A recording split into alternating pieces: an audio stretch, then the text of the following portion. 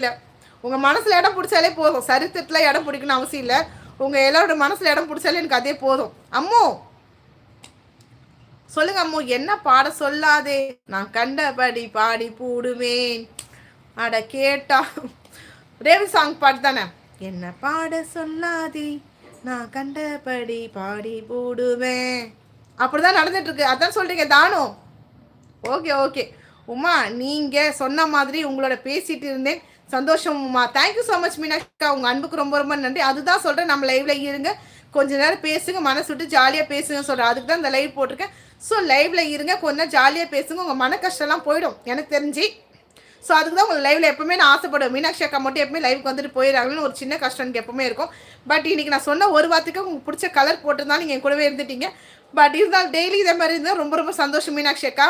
நீங்கள் சந்தோஷமாக இருக்கீங்களா, அந்த சந்தோஷம் எனக்கு போதும். ஸோ முடிஞ்ச டெய்லியும் வாங்க லைவுக்கு வாங்க, ஓகேவா? வேலை இருந்தால் வேலை முடிச்சுட்டு கூட கொஞ்ச நேரமாவது வந்துட்டு போங்க மீனாட்சி அக்கா. எங்கே கமெண்ட் விட்டேன்?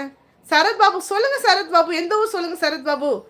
குயின் அரண்மனையில் இருப்பாங்க, கிங் தர்பார்லையும் ஆட்சி போரிலும் இருப்பாங்க, ஜெயிப்பாங்க, அதனால கிங்னு சொன்ன. ஓகே ஓகே சக்தி, நீ என்ன சொன்னாலும் சூப்பர் சக்தி.